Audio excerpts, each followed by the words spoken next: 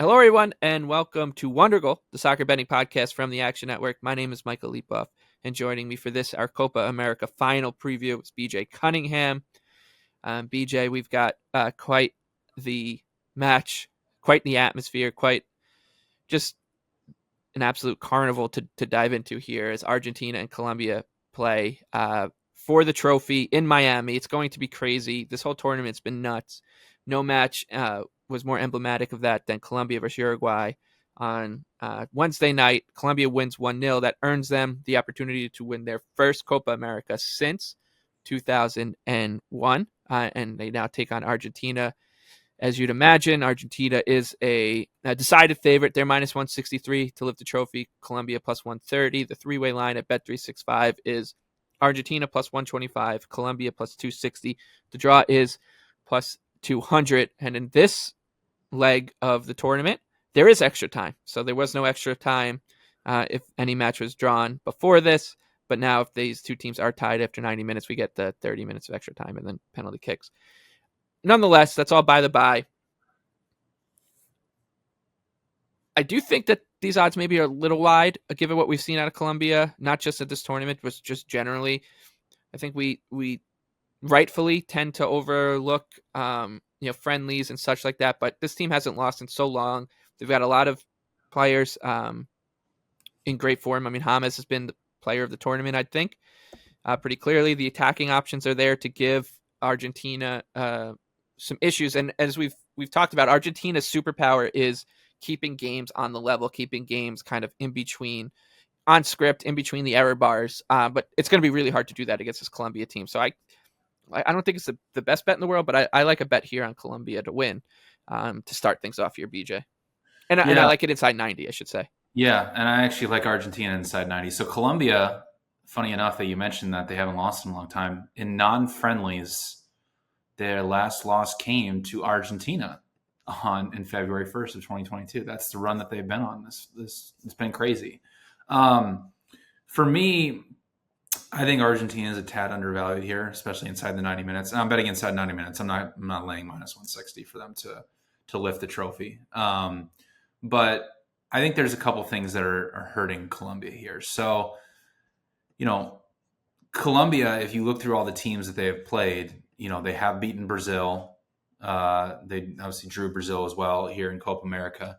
But the problem that I'm thinking that might happen to them here is if they come out and they try to press Argentina and they try to play high intensity and they try to really, really come after them, they're going to leave a lot of space. And like we've seen with Argentina throughout this tournament and for, forever under Scaloni, is that if you give them any type of little bit of opening, they will hit it and they will punish you over and over and over again.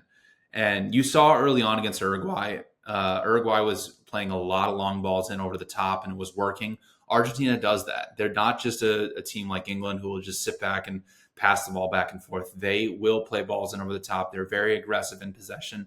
They're patient, though. They will wait for their opportunities. So even though Colombia's been really good defensively throughout this tournament, I mean, it has been very impressive. They haven't allowed anybody to create over one expected goal against them. In fact, the last team that's created over one expected goal against them was Uruguay in World Cup qualifying in October of 2023. So it's been a very, very impressive run. And I think that's what these odds are taking into account, is this more recent type of performances from Colombia. But Colombia is going to be without Muñoz as a right back, which I think is a massive loss for them. He's second in progressive passes. He's second in passes in the penalty area. He's scored twice, and he's also third in passes in the final third. They don't really have a replacement for him. So his loss in terms of actually when Colombia is able to get the ball, progress the ball up the field quickly, not having him down the right flank is going to hurt them quite a bit, I think. And I just really worry about, Colombia is going to come after Argentina. They're a similar team, but they're a different team to Uruguay. Uruguay is a team that will sit in the mid block and press out of it, whereas Colombia just comes after you, like from the jump. And that could very well work. And they could definitely pick off Argentina and score here. But I have Argentina projected at minus 132. Even if we want to go from the World Cup qualifiers through Copa America till now, Colombia has a plus 0.72 expected goal differential per 90 minutes. Argentina's at plus 1.2. I know they've played an easier schedule, but in any case, I think Argentina is a more talented team. I think they're way better set up to deal with Colombia's press than anybody else has been in this tournament. So I like them to win inside 90 minutes at plus 125. Yeah, I think the numbers would probably, as you said, they'd back that up. I'm looking at this as more of a. I feel like this thing's just like we saw with the Colombia match against Uruguay. Like this is given the atmosphere that we're expecting. The emotion at play, the pressure on these two teams. I think this thing goes off the rails. I also like the over at plus 162, over 2.5 goals at plus 162. I kind of look at this in like the Uruguay match. I think we both can agree should have went over, especially with the way that I know that there was only 2 expected goals created, but I mean, come on. If anybody will have that match, right. I think that's part of what like you over like the long term of a season, expected goals is such a useful tool. But in these situations where if you watch that match and you can then come back and look me in the eye and say, yeah, that the under should have hit easily there, because it looks like it did, right? 1 goal scored. But Colombia missed 2 sitters. The post for Uruguay, who had punch opportunities, they were playing with up a man for an entire half. Yeah. So like I do think it's not going to get that crazy, right? Like this is a final. You'd expect things to be a little bit more buttoned up. But one event, whether that's a goal, whether it's a little fracas of a Donnybrook between these two sides, who there's no love lost between them. Argentina dismissed Colombia on penalties in the 2021 Copa. I remember that because Lionel Messi was really giving stick to the Colombian players during the penalties. Every time they missed, he would make fun of them. So like there's going to be a lot going on here. And I think that leads to obviously more scoring opportunities and situations. I don't see yet. We're recording this on Thursday, so we have to get to Sunday. But I will, if that prop is posted again, where both teams get a red card. It was 33-1 for Uruguay versus Colombia. I think maybe it comes down a little bit if folks are paying attention. But I'll look at that as well, and I think that this will be a card fest, especially if one team is up 2-0 or something, and it looks over. I was an unlucky loser as well, right? Like that, we got a red card, and there's in the 45th minute, there probably could have been one earlier on Davinson Sanchez. Then there's a fight.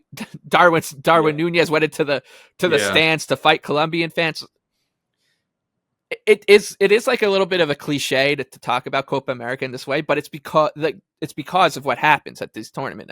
It's an absolute carnival, this tournament. It's so much fun to watch, especially when we get to these stages of it, and I think that all adds to the chaos. So I like the over. I like Colombia inside 90, and I'm going to look for that prop again to see if I can get 2 players send off. If you're looking for some other props, Lautaro Martinez over 2.5 shots at minus 135, I think is decent. He's getting over 4 shots per 90 this tournament. Obviously, the Messi has been their highest shot getter, but he's obviously been carrying some type of injury throughout this tournament, so he could be used a little bit more as a decoy. And as we've seen with Argentina many, many times when they're struggling to play through whatever it be, a low block or some type of pressure, Messi will always be the one that drops deep to help and build up, because number one, he's incredible at everything, right? But also him coming out brings a center back or a defensive midfielder with him, which creates a lot of openings and opportunities. And that's where Lautaro Martinez has gotten a lot of his shots and everything like that. And he has scored 4 goals for Argentina so far this tournament. So Lautaro Martinez, if you want to play him, so over 2.5 shots at minus 138. Might look at some tackle props as well. Christian Romero has 21 tackles so far for Argentina's tournament, but his tackle prop is over 3.5, which is quite high. But yeah, I'll look into some more props here, and we'll see if we can get somebody, some more props from Colombia. Again, it's really this entire final is just going to come down to how effective Colombia is at their pressing. If they're not, then Argentina is going to win it. If they are effective, I think they're going to win it. So That's all this really comes down to, in my opinion. Okay, that does it. Thank you to everyone who's been listening along the way to our Copa coverage and our Euro coverage.